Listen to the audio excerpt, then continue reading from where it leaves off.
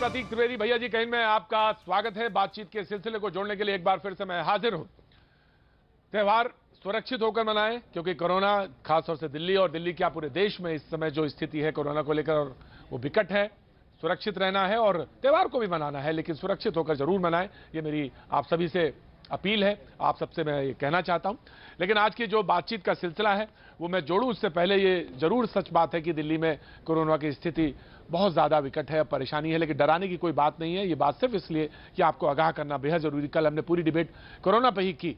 मैं निश्चित तौर से और आंकड़ों के साथ और तमाम सारे डायमेंशन के साथ आपके साथ फिर से कोरोना के ऊपर जुड़ूंगा, बातचीत करूंगा और आपको सिर्फ ये बात बताने के लिए कि इसको बहुत हल्के में लेने की ज़रूरत नहीं है।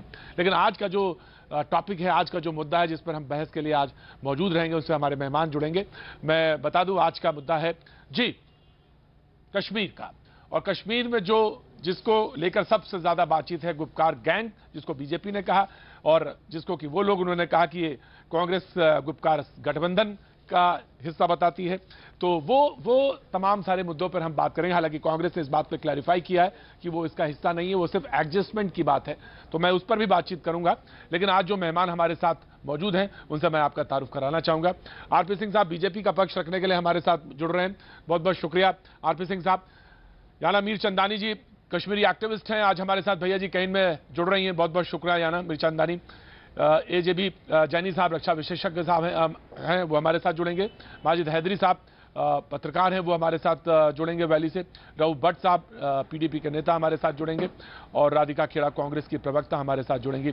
सभी को बहुत बहुत शुक्रिया, बहुत बहुत जुड़ने के लिए सबका मैं बहुत बहुत शुक्रिया अदा करता हूं। लेकिन सबसे पहले राधिका आपसे एक सवाल जरूर पूछना चाहेंगे, और ये लोग जानना चाहते हैं क्योंकि एक दो दिन पहले जो डिबेट हो रही थी, मैं बिहार से अभी लौटा हूं लगभग 50 दिनों के बाद, और वो ये सवाल था कि आप यानी आपसे मतलब है कांग्रेस उसी तरफ क्यों होती है जहां पे वेव या यानी सेंटिमेंट जो है देश का विपरीत होता है। और लोगों ने तो यहां तक कह दिया कि क्या सुपारी ही ले ली है कि बिल्कुल पूरी तरह से कांग्रेस को खत्म ही कर देना है। ये ऐसा क्यों होता है, ये जानना बहुत लोग जानना चाहते हैं। हालांकि बड़े हार्श वर्ड है, मैं कभी इस्तेमाल नहीं करता, लेकिन मुझे आज पूछना पड़ा। राधिका पर मुझे बात समझ नहीं आती प्रतीक जी। कोई अगर झूठ बोलता है, अगर अमित शाह जी जाके चिल्ला के या बीजेपी के कोई भी लीडर चिल्ला के बोलते हैं कि कांग्रेस ये गलत है, ये है, वो है, तो क्या वो कटु सत्य, क्या वो सच हो जाता है?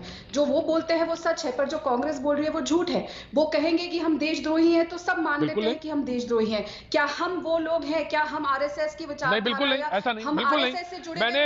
मैं राधिका आपको क्लियर कर दूं, मैं बिल्कुल क्लियर कर दूं कि मेरी डिबेट में राधिका मैं क्लियर कर दूं, डिबेट में हमारी परसों की डिबेट में किसी ने इस बात को कहा, मैंने कहा ये बात बिल्कुल मैं नहीं कहा, आपको स्वीकार करता हूं कि कोई देशद्रोही है।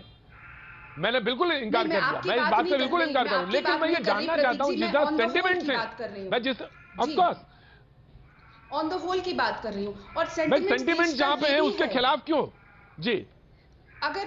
अगर देश की अखंडता के लिए खड़ा होना देश के सेंटीमेंट के खिलाफ जाना तो नहीं है प्रतीक जी। हम बार बार ये बात कह चुके हैं कि हम गुपकर अलायंस का हिस्सा नहीं है। हम वो पार्टी, क्या ये बीजेपी ये नहीं है कि जो कारगिल हिल के साथ कारगिल हिल पे अलायंस में है एनसी के साथ? क्या भाजपा वो नहीं पार्टी है जिसने पीडीपी के साथ अलायंस बनाई थी? हमने ही आजकल में देखिए कितनी फोटो सामने आ रही है पहले की, वो गले मिल रहे हैं सबको। क्या भाजपा वो पार्टी नहीं है? प्रतीक जी मैं ये जानना चाहती हूँ, क्या देश मैं बताता हूं, सेंटिमेंट देखिए राधिका भाजपा जी। राधिका देखिए मैं आपको एक बात बताता हूं, यह सच है कि पीडीपी के साथ थे। उससे पहले मैं उसका जवाब दूं, ये बीजेपी के प्रवक्ता यहां जवाब देंगे, और उस जवाब को देने के बाद भी अगर लगा तो मैं उस पर जरूर मैं भी कुछ बोलूंगा कि कैसे पॉलिटिकल डायमेंशंस, कैसे उन्होंने अपने टैंजेंट्स बनाए बीजेपी ने। मैं उस पर जरूर बोलूंगा कि कितनी सुविधाजनक तरीके से उन्होंने पीडीपी को छोड़ा और उसके बाद 370 पर अपने स्टैंड को बिल्कुल क्लियर कर लिया। मैं वो बोलेंगे, उनको मौका मिलेगा आरपी सिंह साहब को, वो देंगे। लेकिन मैं एक आपसे बात चुनना चाहता हूं। जवाहरलाल नेहरू ने तो बात कही थी कि 370 घिसते घिस जाएगी, फिर क्या जरूरत थी कि वहां जाके, अगर आप एडजस्टमेंट भी कर रही थी और सिर्फ वो पंचायत चुनाव के लिए, आप नेशनल पार्टी हैं, आपको बहुत सारे लोग ऊंची आंखों से देखते हैं, और आप वहां पे खड़े हैं जहां पे सेंटिमेंट्स खिलाफ हैं। मैं जानना चाहता हूं राधिका।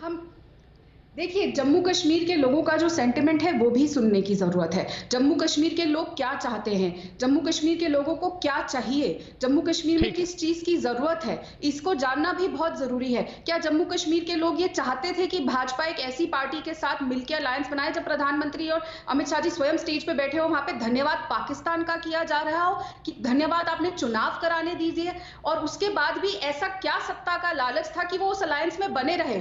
जब वो कुछ करते हैं या किसी के साथ होते हैं तो वो ठीक होता है, और हम बार बार कह रहे हैं हम उनके साथ नहीं है, लेकिन अगर वहां पे चुनाव की जरूरत है, जम्मू कश्मीर के लोगों को चुनाव की, कश्मीर के लोगों को जरूरत है वहां पे वो चुनाव ठीक से हो, उसकी जरूरत है। हम ये भी जानते हैं कि कितने साल, कितना समय लग गया था एक एमपी सीट पे वहां पे चुनाव कराने को। इतनी चीजें हैं जिसको भाजपा दरकिनार करती है, नजरअंदाज करती है। जब उनका मन करता है, जिस हिसाब से उनको मोल्ड करने की जरूरत होती है वो करते हैं, और फिर एक भ्रम जाल फैलाते हैं। क्या ये सच नहीं है प्रतीक जी की आरएसएस जो उनकी विचारधारा है, जिस पार्टी से, जिस विचारधारा से मोदी जी आते हैं, मेरे को बात ठीक है, मैं राव भट्ट साहब का भी, ठीक है, राव भट्ट साहब आपका, राव भट्ट साहब, तो क्या वो मानसिकता के लिए देश आज मानता है? क्या ये भूल जाते हैं इन्होंने कितने सालों तक देश के झंडे को, तिरंगे को नहीं माना? बीजेपी तो आरएसएस का हिस्सा सवाल कई बार पूछा गया राधिका, नहीं ऑफ कोर्स राधिका ये सवाल कई बार पूछा गया। आरएसएस कहती है कि हम एक कल्चरल विंग है, हमारा एक संगठन है, ये सवाल भी पूछा गया। लेकिन ठीक है, अगर आपको आप रखना चाहती हैं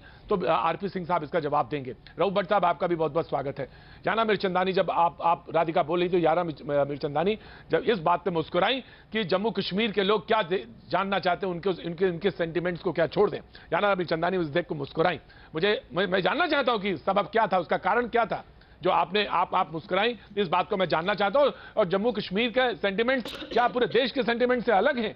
और अगर मुख्य धारा में आना गलत है क्या, मुख्य धारा से जुड़ना? और इस पर भी मैं कांग्रेस का स्टैंड जानना चाहूंगा कि 370 को लेकर उनका स्टैंड अब क्या है। राधिका, मैं जानना चाहूंगा आपसे। याना मिर्चंदानी,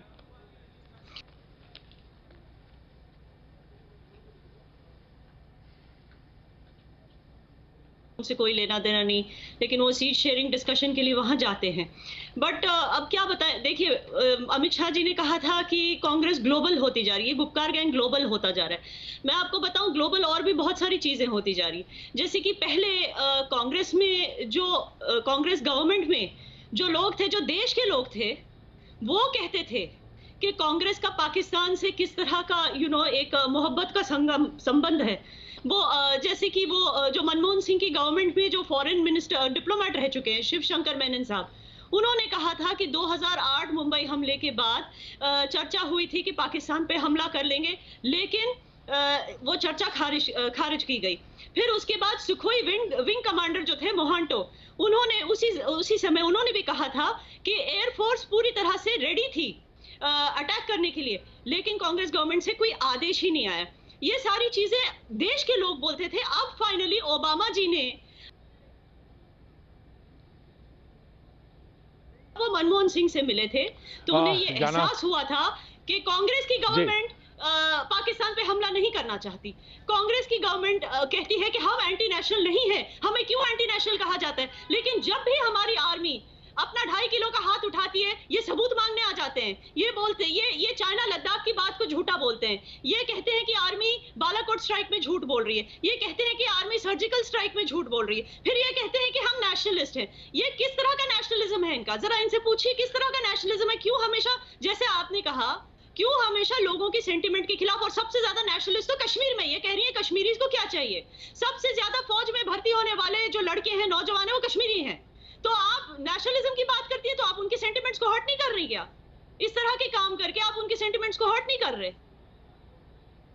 जो महबूबा मुफ्ती कहती है ब्लड बाथ होगा कश्मीर में, बिल्कुल माजिद हैदरी, मैं आरपी सिंह साहब, मैं बिल्कुल एक इकोनॉमी की बात करते हैं, राहुल गांधी इकोनॉमी की बात करते हैं, जो तिरंगे का, बिल्कुल राधिका, जो तिरंगे, ये बड़ी बात है राधिका, ये बड़ी बात है। पीडीपी के वो कहती है कि अपना अलग झंडा होगा, और ये जब आप तिरंगे का अपमान करती हैं तो आप सेंटिमेंट्स के खिलाफ होती हैं। और मैंने तो बार बार कहा कि जम्मू कश्मीर का सेंटिमेंट्स क्या अलग है, पूरे देश से अलग है क्या? हैदरी साहब, माजिद हैदरी साहब, जी याना मिर्चंदानी की बात से आप सहमत नहीं है लगता? जी बिल्कुल प्रतीक भाई, मैं सबसे पहले बताना चाहता हूं, जो आप ये गुपकार अलायंस है जिसे कि आप गुपकार गैंग कहते हैं, वो कौन है? गुपकार गैंग में पहला चेहरा जो है उमर अब्दुल्ला है। जो सबसे युवा भारत राष्ट्र के जो मिनिस्टर बने, यूनियन मिनिस्टर, वो भाजपा सरकार में उमर अब्दुल्ला साहब बने। जो पहली महिला मुख्यमंत्री बनी जम्मू कश्मीर की, महबूबा मुफ्ती साहिबा बनी भाजपा के साथ अलायंस में। सज्जाद लोन साहब इनका तीसरा चेहरा है गुपकार गैंग का। सज्जाद लोन साहब, अगर जम्मू कश्मीर में भाजपा ने किसी को अपना छोटा भाई कहा तो ये सज्जाद लोन साहब को कहा। अब ये तो इनकी कहानी थी, क्योंकि जब ये भाजपा के साथ थे तब ये बड़े अच्छे थे, अभी क्योंकि कांग्रेस के साथ हो गए तो ये गलत हो गए। माननीय प्रधानमंत्री जी कहते हैं सबका साथ सबका विकास।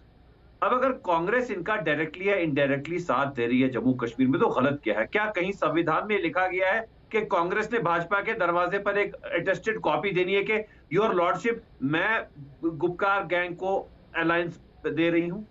क्या ये कहीं हमारे संविधान में लिखा है? और दूसरी चीज, क्या ये हमारा संविधान कहता है कि कांग्रेस अगर इनके साथ गठजोड़ बनाए तो वो गैर कानूनी है? और याना मीरचंदानी साहिबा जो बात कर रही थी, भाईजान बात इसकी नहीं है जी भाईजान, बात इसकी नहीं है जनाबे अली, बात इसकी नहीं थी, बात ये नहीं थी। बात जो सवाल मैंने ये पूछा था कि आप सेंटिमेंट के खिलाफ क्यों? आप कोई कहे कि तिरंगा अपना होगा, सेंटिमेंट क्या है? सेंटिमेंट क्या है? और तिरंगे की देखें, तिरंगे को अपमानित करना यही तो मैं जानना चाहता हूं। देश का संविधान करेगा या कि हम करेंगे? फिर तो हम कहते हैं सबसे ज्यादा अपमानित देश के तिरंगे को आरएसएस ने किया, जिसने 50 साल तक अपनी किसी शाखा पर तिरंगा नहीं लगाया।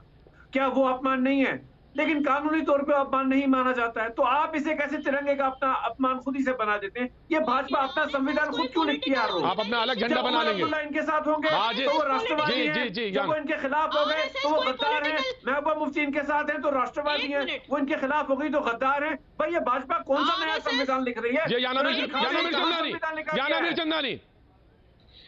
क्या बताएंगे? मुझे बताइए संविधान। याना मीरचंदानी झंडे को लेकर वेरी क्लियर।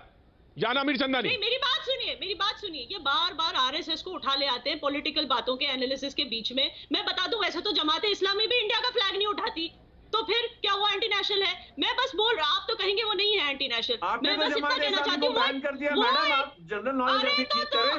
जमाते इस्लामी बैन हो गई है, जमाते इस्लामी जम्मू कश्मीर में बैन हो चुकी है, आप आरएसएस को बैन करवा दें। चलो जमाते इस्लामी को हटाओ, अहले हदीस है, कितने सारे ऑर्गेनाइजेशन है इस्लामिक, कितने सारे क्रिश्चियन ऑर्गेनाइजेशन है, वो थोड़ी कल्चरल आरएसएस जो है, आरएसएस रिलीजियस ऑर्गेनाइजेशन नहीं है, आरएसएस कम्युनल ऑर्गेनाइजेशन है। आरएसएस वो ऑर्गेनाइजेशन है जिसपे महात्मा गांधी का इल्जाम आती है। एनालिसिस हो रही है पॉलिटिक्स की, आप आरएसएस को खींच लाते हैं हर चीज में। जब आरएसएस को कैसे ले रहे हैं? सरकार आरएसएस की बात ना करो। आपकी जनरल नॉलेज कितनी कमजोर है? क्या आप जानती नहीं भाजपा का जो थिंक टैंक है वो आरएसएस है? क्या मैं आपको बार बार हर दिन बताऊं इस मंच पे आके? आप अपना होमवर्क करके नहीं आती है डिबेट में और फिर बोलती है आरएसएस का नाम, आरएसएस का नाम हर चीज में आएगा। अगर स्पीड ब्रेकर बनेगा उसमें भी आएगा, बिजली की बत्ती लगेगी उसमें भी आएगा, बाबरी मस्जिद का नाम होगा उसमें भी आएगा। पीडीपी का थिंक टैंक पाकिस्तान है क्या? पीडीपी का क्या थिंक टैंक है? वो क्यों कहती है कि हम तिरंगा नहीं उठाएंगे? सवाल यही था, सवाल ये था कि जम्मू आरपी सिंह साहब, भाजपा का पाकिस्तान तहरीक इंसाफ के साथ अलायंस है। याना मीरचंदानी मैं आ रहा हूं। भाजपा का असदुद्दीन ओवैसी के साथ अलायंस है। मैं आ रहा हूं। पूछिए आरपी सिंह जी से, असदुद्दीन ओवैसी के साथ सीक्रेट अलायंस है या नहीं है? हाँ, इमरान खान के साथ सीक्रेट अलायंस है या नहीं है? हाँ बताएंगे आरपी सिंह साहब। अब आपको आजादी तो है ना माजिद हैदरी बोलने की, आपको तो आजादी है बोलने की, तो मैं वो आरपी सिंह साहब बताएंगे, कुछ दिखा रहे हैं। जी आरपी सिंह साहब प्रतीक, बोलिए साहब, बोलिए। जितना ये कमाल की बात है कि आपके चैनल का उपयोग किया जा रहा है झूठ की डुडुगी बजाने के लिए, लगातार झूठ पे झूठ, झूठ पे झूठ। कांग्रेस की प्रवक्ता ने कहा हमारा अलायंस नहीं है, कृपा कर जो गुपकर अलायंस की लिस्ट घोषित हुई है उसमें लिख लीजिए कांग्रेस के लिए सीटें छोड़ी गई या नहीं छोड़ी गई, नहीं तो मैं आपको सूची भेज रहा हूं, आपके व्हाट्सएप पे अभी भेजिए, चेक कर लीजिएगा। दूसरी बात, ये उनके कांग्रेस का जो अध्यक्ष है उनका स्टेटमेंट है और ये मेरा दिया हुआ स्टेटमेंट नहीं है। ये कह रहे हैं JNK Congress will contest DDC poll with Gupkar Alliance, say state unit chief Ghulam Ahmad Mir. ये मैं नहीं कह रहा, और उनका वीडियो भी आपको मैं भेज दूंगा, आप अवश्य उनका वीडियो भी देख लीजिएगा, आपको स्थिति स्पष्ट हो जाएगी क्या स्थिति है। दूसरी बात, ये मैं समझ लगता आरपी सिंह साहब आप तो ये बताइए कि आप इसको गैंग क्यों कहते हैं? गठबंधन है, गठबंधन। सिंह साहब अगर ये गठबंधन है तो इसको आप गैंग कह के क्यों बोलते हैं? ये माजिद हैदरी का भी सवाल हो सकता है और पीडीपी का भी सवाल हो सकता है। और ये सवाल पूछा जा सकता है कि आखिर आप इसको गैंग क्यों बोलते हैं? ये गठबंधन है, और अगर इसके पीछे कोई तर्क है तो उसको रखा जाना चाहिए। मैं बताता हूँ गैंग कैसे है। कभी आपने देखा जब बाढ़ आती है ना, जब आप तो गांव देहात के लोग हैं, इनमें से पता नहीं कितने लोग गांव, जब बाढ़ आती है तो अलग अलग भांति प्रकार के लोग इकट्ठे होकर, जानवर पशु पक्षी इकट्ठे होकर पेड़ पर चढ़ जाते हैं और वो एक गैंग बना लेते हैं, अपना एक गैंग। ये गैंग क्यों है? वहां पर एक 25,000 करोड़ रुपए का जमीन घोटाला हुआ है, 25,000 करोड़ रुपए का, और जिसमें ये सबके सब सम्मिलित हैं, जितने इकट्ठे हुए हैं, कांग्रेस, पीडीपी, अब्दुल्ला, जितने इकट्ठे हुए सबके सब उस 25,000 करोड़ के वो घोटाले में सम्मिलित है। और ये सबके सब मिलकर अपनी जान बचाने के लिए आज उनको दिख रहा है अपनी जान बचाने के लिए इकट्ठे हो गए हैं। अगली बात, क्यों ये कहती है चाइना से सपोर्ट किया? आप सुना दीजिए अब्दुल्ला साहब के स्टेटमेंट कि हमें चाइना से सपोर्ट किए, चाइना का समर्थन क्यों मांगते हैं, पाकिस्तान का समर्थन क्यों मांगती है महबूबा मुफ्ती? वो कहती है तिरंगा मेरी लाश के ऊपर से उठाया जाएगा, तिरंगा उठाने के लिए 4 कांधे नहीं मिलेंगे। और इनके कांग्रेस का स्पोक्स पर्सन कहते हैं कि हमें जो बिडेन से सपोर्ट चाहिए यहाँ पे 35 और 370 उठाने के लिए, इसलिए ये ग्लोबल गैंग हो गया, ये ग्लोबल गठबंधन हो गया, क्योंकि दुनिया भर से सपोर्ट मांग रहे हैं, जिसमें पाकिस्तान भी है, चाइना भी है, अमेरिका भी है, कि और इनके कुछ लोग मिलकर नहीं हमको किसी प्रकार भी 370-35 से वापस आना है। मैं पूछता हूँ कांग्रेस अपना पक्ष क्लियर करे, चिदम्बरम साहब का स्टेटमेंट ठीक है या गलत है, इनके कांग्रेस के सोच साहब का स्टेटमेंट गलत है या ठीक है, इनके गुलाम अहमद मीर का स्टेटमेंट गलत है या ठीक है, जो कहते हैं 370-35 से वापस आना चाहिए।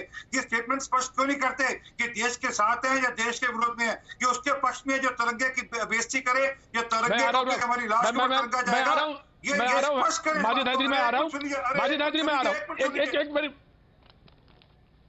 मैं एक छोटी बात हो रही है, बड़े सारे लोगों को मुझसे पहले छोटी एक आरएसएस की बात और स्पष्ट कर दूं सर।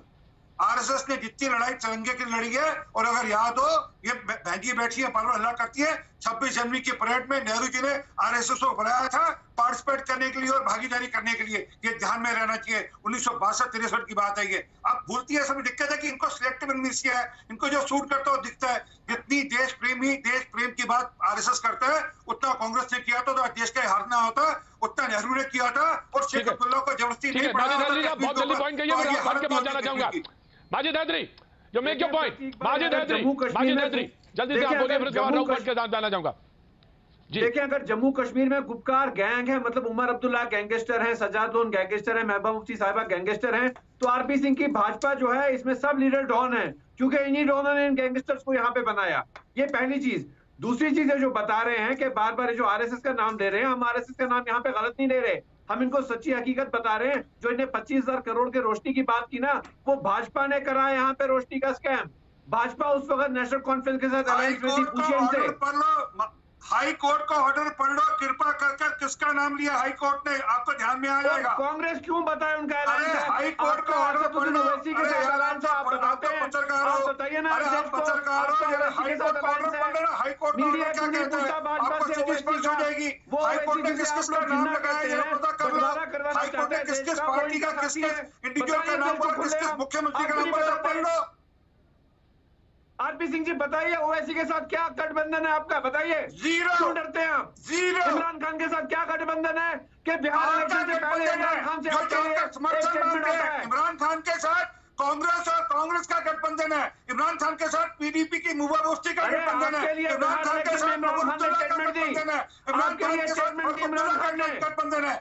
आपके लिए स्टेटमेंट दी, आपका गठबंधन है ओवैसी के साथ, इमरान खान के साथ, असल मसूद के साथ। साइन किया था चाइना के साथ, इन्होंने क्या करारनामा साइन किया था चाइना के साथ? है कोई जवाब? आज तक चाइना मेरे घर में, कितने पैसे जम्मू कश्मीर के अंदर कितने पैसे लिए चाइना से? राजीव गांधी फाउंडेशन में किस बात के पैसे लिए थे इन्होंने? चाइना से तो बात नहीं कर पाते। राजीव गांधी फाउंडेशन में किस बात के पैसे लिए थे? माजिद हैदरी साहब ओवैसी से इनका क्या सीक्रेट है? अगर वो चुनाव लड़ते हैं, वो आप ये सवाल ओवैसी साहब से पूछिए, आप ये सवाल ओवैसी साहब से पूछिए और डायरेक्ट फोन करके पूछिए। मीडिया क्यों नहीं पूछेगा? इस देश की जनता पूछती है भाजपा से। आप क्यों साहब, आप पत्रकार हैं, आप किसी के ऊपर इल्जाम लगाएंगे और वो अपने इसमें बोलेगा भी नहीं। आप ओवैसी साहब पे कहेंगे, पत्रकार की बात करते हैं तो पत्रकार आप ओवैसी साहब को कहेंगे बात है जी, हाथ कंगन को आरसी क्या, पढ़े लिखे को फारसी क्या, दुनिया जानती है। महागठबंधन है, हारा ओवैसी साहब की वजह से। इसमें क्या छुपी हुई बात है? याना मीर चंदानी, याना मीर चंदानी, याना मीर चंदानी, आप मेरा स्क्रीन देखिए और बताइए ये कौन सा गठबंधन है? माजिद हैदरी, ये कौन सा गठबंधन है? राधिका जी, ये कौन सा गठबंधन है? बताइए, जवाब दीजिए, कौन सा गठबंधन है? Video is not clear. Yana video क्या है आपका? याना वीडियो ना दिखा के अपनी बात कहिए। याना वीडियो ना दिखा के अपनी बात कहिए। वीडियो नहीं है, फोटो है, प्लीज क्लियरली देखिए, इसे क्लियरली देखिए। आप इसको जूम करके देखिए, क्या फोटो है, आप खुद जूम करके देखिए। ये मनमोहन सिंह और यासीन मलिक का फोटो है। अब मुझे बताइए ये कौन सा गठबंधन है और कांग्रेस की थिंक टैंक कौन सी है? बताइए। और जब महबूबा मुफ्ती ने कहा था कि बुरहान वानी असली मुजाहिदीन है, बुरहान वानी हीरो है, तब उनका थिंक टैंक कौन सा था माजिद हैदरी? और जब उन्होंने कहा था कि छोटा सा 10 साल का बच्चा जो पेलेट विक्टिम है वो टॉफी लेने जाता है, उसका कौन सा थिंक टैंक था? मुझे बताइए। अजहर मसूद को जहाज में ले गए भाजपा के नेता अफगानिस्तान। चाइना को कहते हैं, आप अपना होमवर्क करके आइए। सवाल ये है, सवाल ये है, राव भट्ट को मैं कि वो आके 370 हटा वापस लाए। अजहर मसूद को किसने अफगानिस्तान में छोड़ा? राहुल गांधी ने कि नेहरू जी ने? नेहरू जी ले गए थे, असदुद्दीन नेहरू जी ले गए थे अजहर मसूद को अफगानिस्तान के राहुल गांधी ले गए थे? नेहरू जी ने बात की थी हुर्रियत से कि राहुल गांधी ने की थी? बताइए। अजहर मसूद को किसने छोड़ा? कौन उसे पूरे सम्मान के साथ अफगानिस्तान ले गया? हाँ, दे दो गालियां कांग्रेस को। सोनिया जी ले गई, राहुल जी ले गए। हाँ, कौन ले गया? नेहरू जी ले गए थे। हाँ जी, नेहरू जी ले गए थे। माजिद हैदरी, याना मीर चंदानी, दोनों को मैं शांत करना चाहता हूं। मैं दोनों को शांत करना चाहता हूं। रऊफ भट्ट साहब, सवाल दरअसल ये है, रऊफ भट्ट, मैं याना आ रहा हूं। नहीं, ठीक है याना, ठीक है। वो कांग्रेस की प्रवक्ता है, वो जो रैलीज में कोई बात कही गई है उसके या कब कही गई है उसका रेफरेंस नहीं, मैं सीधे कश्मीर के मुद्दे पे आना चाहता हूं। रऊफ भट्ट साहब, ये एक सवाल है और ये लोग जानना चाहते हैं कि जब आप तिरंगे को लेकर कोई बात कहें, आप ऐसी कोई बातचीत कहें कि इसमें 370 को लेकर आपको स्टैंड अप फिर से क्लियर करना, या तो मुझे ये जानना जरूरी है कि 370 पे आपका स्टैंड क्या है, फिर या तो ये मैं जानना चाहूं 35A पे क्या स्टैंड है आपका। आप तिरंगे को लेकर बात कहते हैं तो आप देश को कहीं ना कहीं टूटने और विघटनकारी तत्वों के साथ नजर आते हैं और यह मुश्किल वाली बात है, इस पर रिएक्शन होता है। रऊफ भट्ट साहब, देखिए, हम पीस चाहते हैं विद ऑनर एंड डिग्निटी। आपने देखा होगा जो इन्होंने पिछले 5 अगस्त को किया वो गैर जमहूरी और गैर आईनी किया, और ये कह रहे हैं कि इंटरनेशनलाइज किसने किया इस मसले को? इन लोगों ने किया, इनकी नाअहली ने किया। आप देखो पिछले साल से 3 बार यूएन में ये मसला उठा, यूरोपियन यूनियन में ये मसला उठा, और चाइनीज़ जो है तीसरे फरीक जो आगे आए, चाइनीज़ लद्दाख में बैठे हैं, और हमारी ये मांग है, हमने बार बार कहा इनसे कि बात करें, ये कहते हैं कि बात कर रहा आप जो हो एंटी नेशनल हो। चलो ये जंग ही करे चाइना के साथ, चलो ये जंग ही करे पाकिस्तान के साथ, ये तो हमें मार रहे हैं, हमें बेबस लाचार लोगों को मार रहे हैं। आप मुझे बताएं, यहाँ पिछले 70 सालों से क्या यहाँ पॉलिटिकल वर्कर काम नहीं कर रहा था? क्या यहाँ संविधान नहीं चल रहा था? क्या यहाँ देश का झंडा नहीं था? जब से इन्होंने ये गैर जमहूरी और गैर आईनी तरीके से ये चीज़ की, ये जो ये आरएसएस और बीजेपी का एजेंडा यहाँ इंप्लीमेंट कराना चाहते हैं, इससे हालात खराब हो गए। इससे याद देखो, आप पिछले 1 साल से घरों में लोग मैसूर हैं। आप देखिए, अगर ये इतनी बड़ी बातें करते हैं, आप बोलो देश का क्या हाल है? आप देश की इकोनॉमी को देखो कहां पहुंची, आप देश का विकास देखो कहां है, आप देश की फैक्ट्रीज को देखो कहां, अनएम्प्लॉयमेंट कितनी बड़ी है। ये क्या चाहते हैं? ये इस मुल्क को क्या चाहते हैं? ये पोलराइजेशन कर रहे हैं। आप देखो दुनिया कहां से कहां पहुंची, दुनिया में बॉर्डर्स इररेलेवेंट हो रहे हैं। रऊफ भट्ट साहब, आप देखिए दुनिया में बॉर्डर्स इररेलेवेंट हो रहे हैं। ये मुसलमान और हिंदू की सियासत करते हैं। अभी तक हम ये सियासत जो है मंदिर और मस्जिद में हिंदू और मुसलमान की बात होती है, अब तो सियासत में उन्होंने मुसलमान और हिंदू की बात की। इस बात तो यहाँ देखिए, मैं आ रहा हूँ, याना मीर चंदानी हम कमिंग, अरविंद सिंह साहब मैं आ रहा हूँ। रऊफ भट्ट साहब, हिंदू मुसलमान हो ये बिल्कुल गलत, सब लोग खिलाफ है बिल्कुल। लेकिन एक बात, आप हर जुमे को श्रीनगर में वैली में पत्थरबाजी हो, हर जुमे के दिन पाकिस्तान के झंडे दिखाई दें, हर हर हर हर वो बात जो देश के विरोध में लगाए, और स्पेशल स्टेटस की बात जो है वो क्यों जब सारी चीजें तय हुई उसके बाद ये बात फिर क्यों? ये सवाल है, ये बड़े सवाल है, इसी पर बात है और ये सवाल पूछे जाने चाहिए। वक्त एक छोटे से ब्रेक के बाद मैं फिर हाजिर होता हूं। सिंह साहब आपसे बात शुरू करूंगा।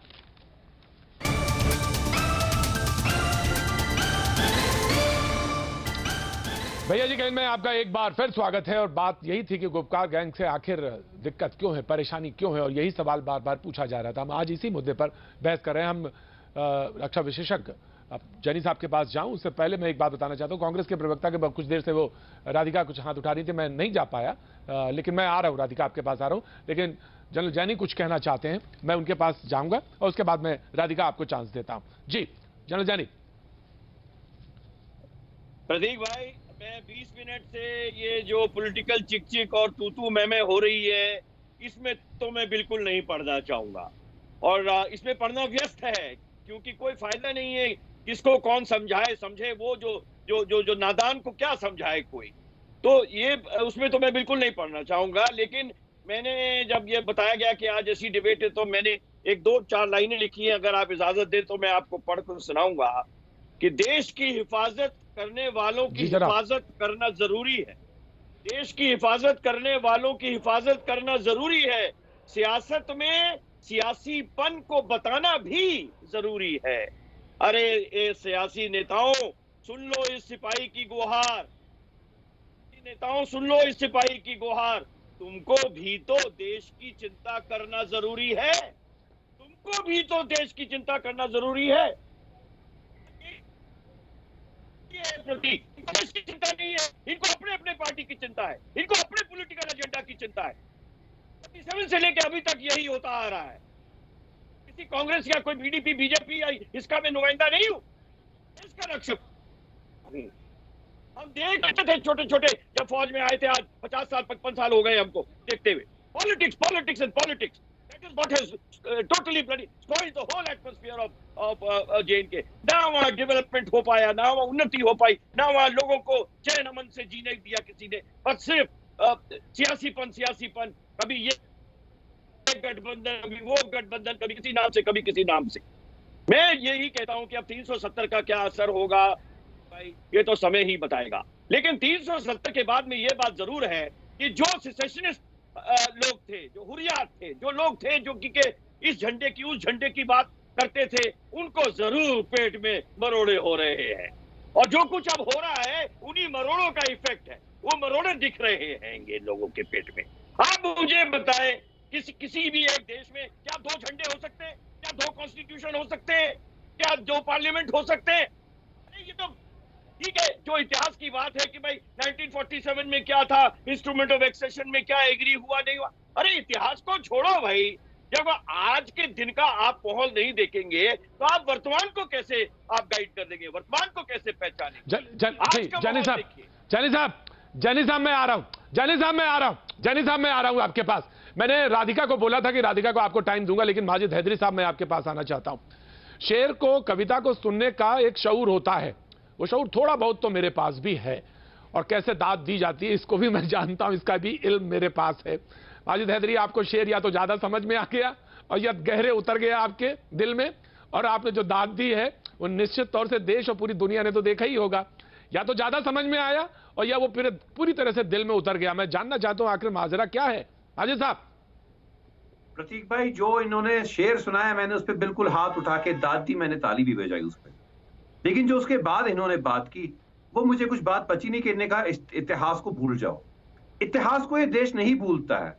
अगर इतिहास भूलने वाली बात होती तो आज भी बाबरी मस्जिद होती। आज हम बाबरी मस्जिद के लिए केस के लिए करने के लिए नहीं गए होते, हम मथुरा का दूसरा नया केस लेकर के और माननीय हाईकोर्ट के पास नहीं गए होते। तारीख, इतिहास कोई भूलता नहीं है, इतिहास इस देश में याद रखा जाता है, इतिहास हमारी पहचान। तो ये कहना कि हम इतिहास को भूल जाएं, मैं उससे एग्री नहीं करता। जो इन्हें शेर कहा बहुत अच्छा कहा। तो कश्मीर में शंकराचार्य को भूलेंगे? कश्मीर में माजिद हैदरी कश्मीर में शंकराचार्य को भूलेंगे? आप नहीं भूलेंगे ना? आप कश्मीर में बिल्कुल नहीं, तो भूलेंगे नहीं, आप उसको भूल जाएंगे, शंकराचार्य को भूल जाएंगे? नहीं भूलेंगे आप, बिल्कुल नहीं। आप उसके कश्मीर की जो कश्मीरियत है, जो सूफीज्म है, उसको भूल जाएंगे? नहीं भूलेंगे आप। और अगर आप भूल रहे हैं तो कहीं कुछ गलत कर रहे हैं, Yana Mirchandani, I am coming to Radhika. Yana Mirchandani, Yana Mirchandani, Yana Mirchandani, तो फिर तो इतिहास में जो इतिहास में हुआ, कश्मीर के डिब्बों में छुपकर कश्मीरी आए, कश्मीरी पंडित भूल गए, कहिए तो भूल गए। कश्मीर में कश्मीर की वैली से सेबों की पेटी में छुप के लोग आए, कहिए तो मैं भूल जाऊं, कहिए तो मैं भूल जाऊं। माजिद हैदरी साहब कहिए तो भूल जाऊं। सुल्तान के बलिदान को ना भूलिए, टीपू सुल्तान को आज गद्दार ना कहिए, टीपू सुल्तान को आज देशद्रोही ना कहिए, अकबर का इलाहाबाद बदल के आज उसका नाम प्राज्ञराज ना रखिए, ये माजिद हैदरी साहब इतिहास का इल्म, इतिहास, माजिद हैदरी साहब इतिहास पढ़ना एक बात है, इतिहास के इल्म की एक बात और है। वो एक ऐसी चीज है जिसका उसका इंटरप्रिटेशन जैसा आप करना चाहें वो कर रहे हैं, लेकिन एक बात बहुत ध्यान से सुनिए, इस देश में इतिहास को समझने का एक शऊर होता है, सबके पास है। अब उसका मूल्यांकन उसी हिसाब से होगा ना। आप एक एक्सक्लूसिव एक चीज निकाल के लाएंगे, तो मैंने कहा ना इतिहास आप भूलना चाहे तो भूलिए, वो तो याद करेंगे फिर। लेकिन आज जो जहां पे हम खड़े हैं, जो आज हम जहां पे खड़े हैं कश्मीर में, जहां पे इस्तेमाल लिखना है, तो आज के कश्मीर के लोगों के बच्चों का जो फ्यूचर है उसमें कहां ले जाना चाहते हैं आप, ये तो तय होगा ना। क्या किया है एक साल से भाजपा ने फ्यूचर के लिए, क्या किया है प्रतीक भाई एक साल से भाजपा ने कश्मीर के फ्यूचर के लिए? ये सवाल पूछिए, ये सवाल पूछिए, ये सवाल पूछिए, 30 साल की 12 साल भाजपा ने, ये सवाल पूछिए। मैं आपके साथ हूँ, मैं आपके साथ हूँ हैदरी, मैं आपके साथ हूँ, मैं ये सवाल आपके साथ हूँ, ये सवाल पूछिए, ये सवाल मैं आपके साथ खड़ा हूँ। दो चीजें हैं माजिद हैदरी, मैं आपके साथ खड़ा हूं इस सवाल पे कि क्या किया, मैं खड़ा हूं आपके साथ। याना मीरचंदानी, याना मीरचंदानी, माजिद हैदरी क्या किया भाजपा ने? याना साहिबा मैं आपकी बात कर रहा हूं, आपके पक्ष की बात कर रहा हूं साहब, क्या किया भाजपा ने कश्मीरी पंडितों के लिए? क्या किया आपके घर वापसी के लिए?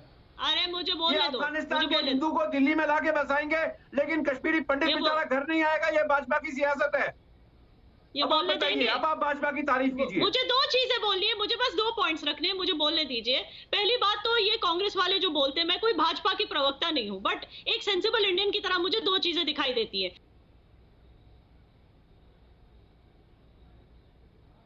इतिहास की बात कर रहे हो, अगर इतिहास आपने भूला नहीं है तो अगर इकोनॉमी गिरना शुरू हो गई थी, जिससे फाइनली 1991 में इकोनॉमी ने the biggest economic crisis of India 1985 से जो शुरू हुआ, fiscal deposit, fiscal deficit, trade deficit, ये फॉरेन रिजर्व 0 तक आ गया ऑलमोस्ट, यहाँ तक कि IMF और वर्ल्ड बैंक भी लैंड करने से पीछे हट गए। ये किसकी गवर्नेंस में हुआ? किसकी गवर्नमेंट थी तभी?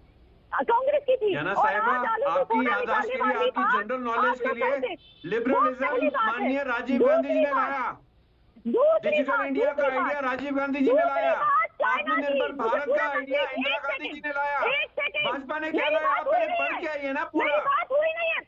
आपके आज भी अगर इस देश को बचाती है ना तो राजीव गांधी की बोफोर्स बचाती है, राजीव गांधी की बोफोर्स तो आज भी इस देश की सुरक्षा करती है। करने दीजिए, सवाल पूरा करने दीजिए। दूसरा, जो आप लोग चाइना की बात करते रहते हो बार बार, प्लीज अपने थके हुए वोट बैंक से कहो, उनसे पूछो, क्या वो जानते हैं कि रेचन किसका नाम है, मगर किसका नाम है, मोखपरी किसका नाम है, रेजांग किसका नाम है? नहीं जानते। ये वो पीक्स है जिस पे इंडियन आर्मी ने फतेह की, जिसकी वजह से चाइना आगे नहीं बढ़ सकी लद्दाख में, जिसकी वजह से चाइना जो कैप्चर करना चाहती थी वो नहीं कर पाई, क्योंकि चाइना जानती है इन पीक से इंडियन आर्मी दहशत फैला सकती है उन फिंगर 4 रिज लाइन पे। ये आपने वोट बैंक को जाके बताइए, ये सच्चाई बताइए टीवी पे। 38,000 स्क्वायर किलोमीटर माननीय राजनाथ सिंह जी ने पार्लियामेंट में कहा, 38,000 स्क्वायर किलोमीटर से ज्यादा खानी चाहिए। मुझे मालूम है दिल्ली में आके बैठनी चाहिए चाइनीज फोर्स। चीन की बातों को गोल मत घुमाओ कांग्रेस स्टाइल में। मैं आ रहा हूँ राजनाथ सिंह साहब, मैं आ रहा हूँ, राजनाथ सिंह साहब आ रहा हूँ, राधिका कुछ कहना चाह रही है। जैसे आजाद कश्मीर, राहुल साहब आ रहा हूँ, राहुल साहब आ रहा हूँ। जो आप लोग उन्होंने कैप्चर करके बैठे क्योंकि पाकिस्तान ने उनको बेच दिया अक्साई चीन, वो उस अक्साई चीन की 38,000 स्क्वायर किलोमीटर की बात कर रहे हैं, आप बात को घुमाइए मत। जी राधिका, सवाल यह है कि जिस पे हमने बात शुरू की थी कि सेंटिमेंट्स क्या हैं, और सच्ची बात है सेंटिमेंट्स क्या, जो सच्चाई है उसको क्या, सेंटिमेंट्स तो बात की बात, सच्चाई है उसको कैसे झुटकाया जा सकता है? राधिका, आई होप कि राधिका आपको आवाज आ रही है हमारी। राधिका आपको आवाज आ रही है? जी राव साहब, राव भट्ट, रऊफ भट्ट साहब, रऊफ भट्ट साहब, इन्होंने यहाँ एक साल कौन से गुल्फ, इन्होंने यहाँ एक साल कौन सी तरक्की की है ये सुने आप। इससे पहले मैं वो बताऊं, मैं एक शेर कहना चाहूंगा, उम्मीदें करम जिन्हें तुमसे होंगी तो होंगी, बस हमें ये देखना है तू जालिम कहां तक है। इन्होंने क्या किया, 25,000 हमारे जवानों को बंद किया इन्होंने यहाँ पॉलिटिकल लीडर्स जो झंडे को लेके थे उनको बंद किया, उनके खिलाफ फेक केसेस किए, हमारे बच्चों की नौकरियां इन्होंने खत्म कर दी, हमारी जमीन खाना चाहते हैं, ये चीजें इन्होंने यहाँ की। ये क्या कितनी बर्बादी करना चाहते हैं ये वो हमारे खून पे ये पॉलिटिक्स करते हैं। बिहार के लोगों को बोलते हैं कि हम आपको श्रीनगर ले आएंगे, उनको खाना दे दो, उन बिचारियों को खाने की जरूरत है, हमारे बिहारी भाइयों को खाने की जरूरत है, उनको जॉब्स की जरूरत है, उन्हें यहां आने की जरूरत नहीं है, आप उनको यहां ला रहे हो, उनको खाना दे दो, उनको नौकरियां दे दो। कितनी पॉलिटिक्स हमारे खून पे करेंगे आप हमें मार रहे हो, आप जाके पाकिस्तान से जंग करो, आप जाके चाइना से जंग करो, जो अंदर आए हैं, तो हम तो अपने लोग हैं, आप अपने लोगों पे अजियतें कर रहे हो, जुल्म कर रहे हो, हमारे ऊपर एनआई के केस डाल रहे हो, नौकरियां ये जो लगा रखा है ना, ये नौकरियों पे कौन बैठा है आज? इन जो नौकरियां बोल रहे हैं, इन नौकरियों पे कौन बैठा है? करना चाहते हैं, हाउसिंग डिपार्टमेंट, क्यों पोलराइजेशन करना चाहते हैं, क्यों हिंदू मुसलमान की सियासत करना चाहते हैं आप? दुनिया देखो कहां से कहां पहुंची, दुनिया की इकोनॉमी आप देखो, दुनिया में जो भी मुल्क आगे जाता है वो इकोनॉमी से जाता है। दुनिया में रऊफ साहब सुनेंगे जवाब, रऊफ साहब आपके सवाल का जवाब, रऊफ साहब जाना कुछ बोल रही है, रऊफ साहब जाना कुछ कह रही है। माँ बहनें कितनी सेफ है इंडिया में, रेपिस्ट स्टेट बन गई है ये, आप उस पे काम करने की जरूरत है। आप जरूरत ठीक है साहब, रऊफ साहब याना मिर्चंदानी कुछ कह रही है इस कंट्री में। रऊफ साहब बात सुनेंगे, सुनिए ठीक है, आपने बात कही, याना मिर्चंदानी जवाब देंगे, उसके बाद आप ना कश्मीर में वो नौकरियां जो वो हाउसिंग डिपार्टमेंट हो, एजुकेशन डिपार्टमेंट हो, पुलिस डिपार्टमेंट हो, जो भी डिपार्टमेंट हो, मैक्सिमम 80% नौकरियां, वो तो आप बाहर से लाएंगे, आपको तो जम्मू वालों ने खदेड़ दिया है, आपको जम्मू वालों ने खदेड़ दिया है, आपको आप लद्दाख की आवाज सुनिए, आप लद्दाख के लोगों की आवाज सुनिए,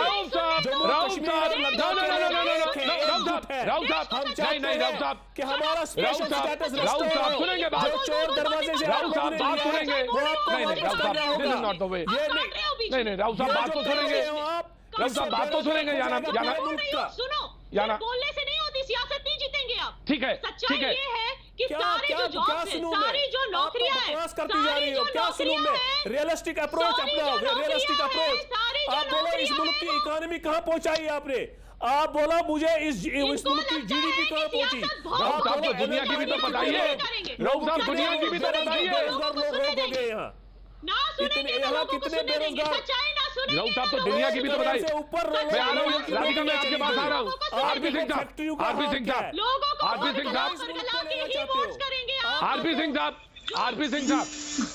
साहब, पीडीपी के नेता और पीडीपी के नेता माजिद हैदरी साहब, ऑफकोर्स मैं याना आ रहा हूँ, मैं आपके पास आ रहा हूँ, मैं आपके पास आऊंगा, लेकिन आरपी सिंह साहब को जवाब देना चाहिए। पीडीपी के नेता ने कुछ कहा, हाँ जी प्रतीक, एक पहले वो बिटिया को जवाब नहीं देने दिया, ये डिबेट का तरीका नहीं है, मतलब ये उसको जवाब देने देना, आधा मिनट बोले, मेरा आधा मिनट उसको दीजिए, उसको बोलने दे बिटिया को, फिर मैं दूंगा पूरा जवाब, मैं सारे झूठ के पर्दे खोलूंगा इनके, ये कौन से 12 साल, कौन से 25,000 लोगों गए, सब मैं सब जवाब दूंगा, परंतु बिटिया को जवाब दे दो पहले, प्लीज याना आप पहले आप जवाब दो। चलिए याना बोल दीजिए, याना चलिए रिस्पॉन्ड करिए, याना बोल दीजिए, याना बोलिए। Thank you sir, thank you sir so much, thank you sir. तो मैं ये कहना चाहती थी, जिन लोगों की बात कर रहे हैं, कहीं से भी इन्होंने फिगर निकाल लिया, इनको अंदर क्या, उनको अंदर क्या। इनफैक्ट मैं भाजपा गवर्नमेंट को बोलना चाहती थी, आप कर क्या रहे हो? एक एक करके जिन पे पीएसओ लगा के अंदर भेजा था, डिटेन किया था, उनको एक एक करके छोड़ रही है हमारी गवर्नमेंट, कंपैशनेट गवर्नमेंट हमारी छोड़ रही है उनको। कल ही मसरत आलम की निकलने की खबर निकली, अब ऐसे ये छोड़ते रहेंगे एक एक करके, जो एंटी नेशनल्स है, ये डेमोक्रेसी बोल के इनको छोड़ते रहेंगे। हम जैसे नेशनलिस्ट की वहां पे जान को खतरा है। आप देखिए बाबर कादरी के साथ क्या हुआ। बाबर कादरी जब तक इंडिया को गाली दे रहा था, बेचारा जिंदा था। जैसे ही उसके अंदर हिंदुस्तानियत जागने लगी, जैसे ही वो एजेंसीज की साथ देने की बात करने लगा, जैसे ही वो अमन और चैन की बात करने लगा, हिंदुस्तानियत की बात करने लगा, उसे मार दिया। और दूसरी बात, जिन नौकरियों की ये बात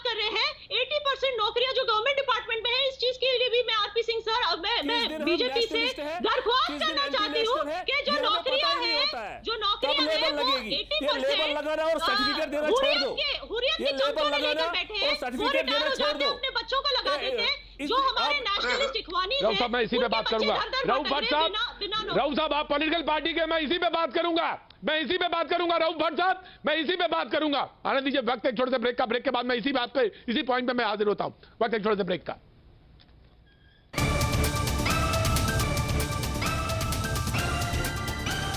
भैया जी कहीं में आपको एक बार फिर स्वागत है। बातचीत के सिलसिले को एक बार फिर से जोड़ते हैं और गुपकार गैंग पर बातचीत का सिलसिला लगातार बना हुआ है। तो ब्रेक पे गए तो मैंने राधिका से कहा था कि मैं आपके पास आता हूं। राधिका, जम्मू कश्मीर के जो हेड हैं उन्होंने ये कहा कि मीर साहब, उन्होंने कहा कि मीटिंग के बाद फारूक अब्दुल्ला के साथ उन्होंने कहा कि जो चुनाव हैं, सिविल इलेक्शंस हैं, वो हम PAGD यानी people alliance for Gupkar declaration के साथ मिलकर लड़ेंगे। सवाल ये है कि उनका एजेंडा, उनकी बातें बहुत ज़्यादा हैं, बहुत साफ हैं, तो कांग्रेस का मकसद क्या है? इस पे वो क्लैरिफिकेशन होना चाहिए। 370 के बारे में आपका स्टैंड बिल्कुल क्लियर होना चाहिए। 35A के बारे में आपका स्टैंड बिल्कुल क्लियर होना चाहिए। हमको पता होना चाहिए कि आप क्या चाह रहे हैं, आप क्या कहना चाहते हैं। राधिका, देखिए, हम हर चीज को लेके प्रतीक जी बहुत क्लियर हैं।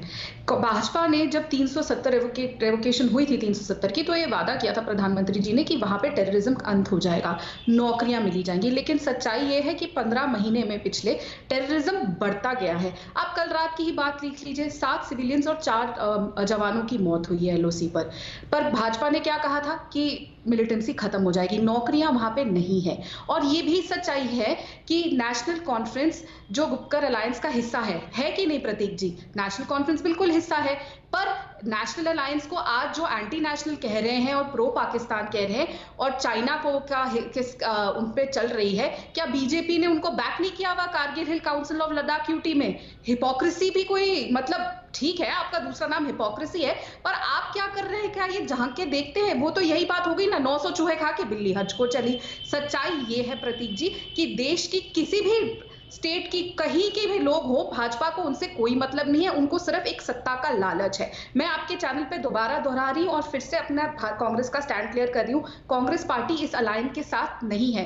भारतीय राष्ट्रीय कांग्रेस जम्मू कश्मीर में प्रजातांत्रिक चुनाव की पक्षधर है और ये भी इसीलिए मतलब कि जो हम लोग चुनाव में कुछ सीटों पे उनके साथ मिलकर लड़ रहे हैं, अधिकतर सीटों पे कांग्रेस अकेले लड़ रहे हैं और कुछ सीटों पे जिस पे बातचीत हुई है, जहां पे हम लोग जैसा आपको भी पता है कुछ सीटों पे है, वो सिर्फ इसीलिए ताकि प्रजातंत्र के खिलाफ जो भाजपा के षड्यंत्र है वो बेनकाब हो सके और ये असलियत सामने आ सके। और ये मैं और बात कहना चाहूंगी, मैं सुन रही थी एक चीज मेरा स्ट्रेटेजिक अलायंस, ऑफ कोर्स मैं अभी के पास आ रहा हूं सर, मैं अभी के पास आ रहा हूं, मैं अभी के पास आ रहा हूं। राधिका को जोड़ना चाह रही हैं आप?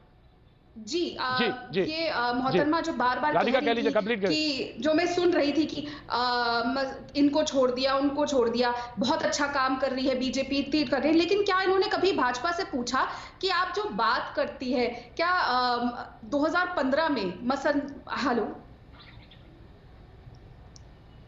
जी बोलिए, आवाज आ रही है? आ रही है राधिका, आवाज आ रही है आपकी? राधिका आवाज आ रही है आपकी? राधिका आवाज आ रही है? आ रही है आवाज आ रही है राधिका? आप बोलिए। उन्होंने मुझसे पूछा था, मैं अब आता हूं। जी सिंह साहब, अब जी मैं बिल्कुल मैं आ रहा हूं, यहाँ आपके पास आता हूं, लेकिन आप सिंह साहब पहले कुछ बोलना चाहते हैं। सिंह साहब देखिए, सीधी बात है, राधिका ने एक बात का जवाब नहीं दिया, गोल करके 370-35A में इनका स्टैंड क्या है ये अभी तक नहीं बता पाई। मेरे को इनके नेताओं का नाम लेने दो, मिलन देवरा, दीपक हुडा, अदिति सिंह, जनार्दन द्विवेदी, अनिल शास्त्री, भुवनेश्वर कलेट्टा, ये सबके सब लोगों ने 370-35 में कांग्रेस के खिलाफ जाकर बात करी है। परंतु इनकी पार्टी के राहुल गांधी का अब तक स्टैंड क्लियर नहीं है कि इनका स्टैंड क्या है कि 370 और 35A के हटाने के पक्ष में, जो उसके विरोध में इनका कोई स्टैंड नहीं है। दूसरी बात, ये अभी एक झूठ जाते जाते फिर बोल गई, वो क्या कि हमने कोई अलायंस किया। मैं चैलेंज कर रहा हूँ, हमारा कोई अलायंस NC के साथ कहीं पे किसी जगह पे नहीं है।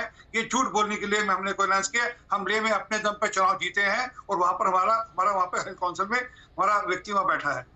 अगली बात, अभी मेरे से कुछ पहले सज्जन कह रहे थे कि वहां पे क्या हुआ 1 साल में, जरा बता देता हूँ।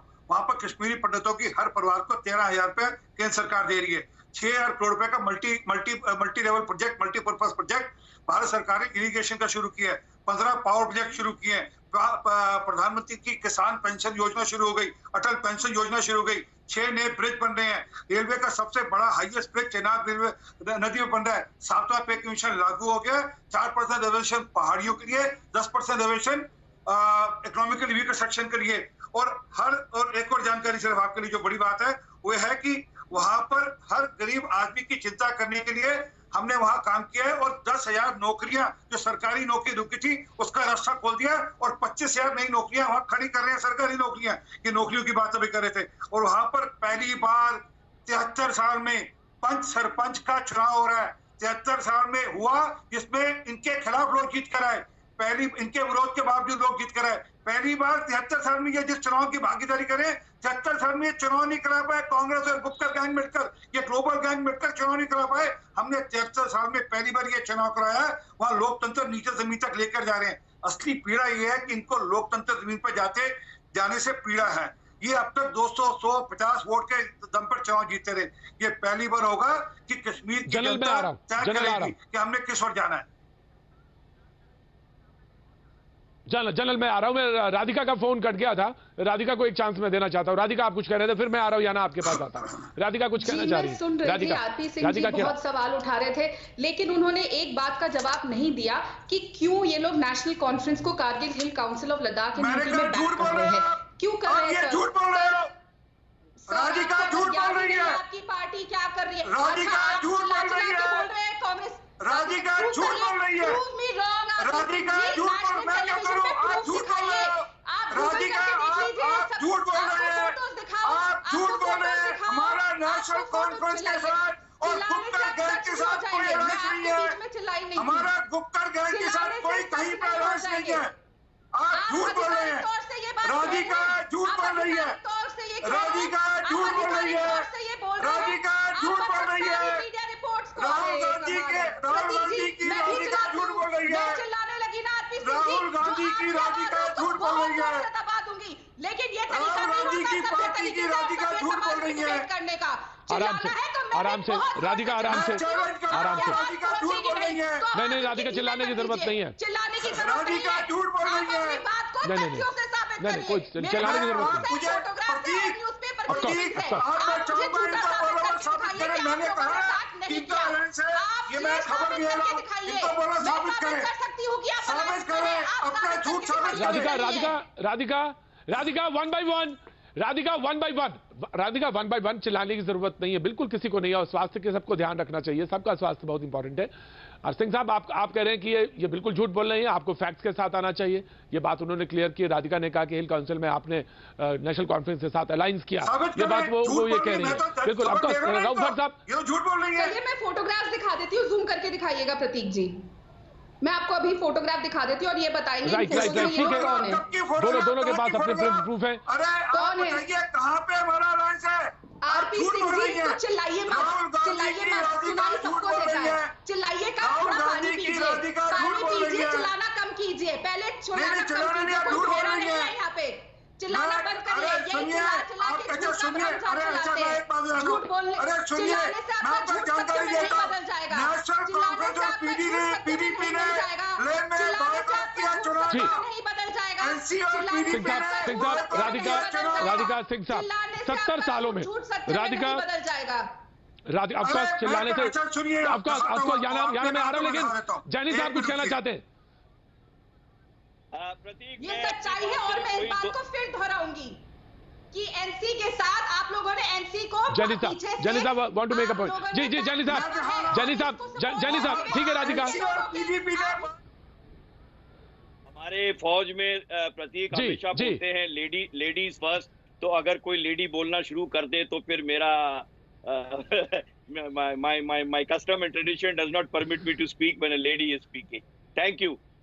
मैं अपनी बात सिर्फ वही 2 लाइन अर्ज करके कहना चाहता हूँ कि नदी के घाट पर अगर ये सियासी लोग बस जाएं, नदी के घाट पर अगर ये सियासी लोग बस जाएं तो प्यासे एक एक बूंद पानी को तरस जाए। प्रतीक, प्यासे एक एक बूंद पानी को तरस जाए। ये तो गनीमत है, ये तो गनीमत है कि बादलों पर इनकी हुकूमत नहीं चलती। गनीमत है कि बादलों पर इनकी हुकूमत नहीं चलती, वरना सारे बादल इन्हीं के खेतों में बरस जाए, इन्हीं के खेतों में बरस जाए। कहना मैं ये चाहता हूँ कि क्या बात है जैनी साहब, बड़ा जोरदार शेर है आपका। जैनी साहब शेर बड़ा जबरदस्त है, जोरदार है। अपने देश की हमारा दुर्भाग्य रहा है और कश्मीर के लोगों की ये बदकिस्मती रही है कि सियासी स्वार्थ की वजह से जो कुछ भी वहां पर हुआ है और हो रहा है आजकल, ये सब सियासी स्वार्थ है।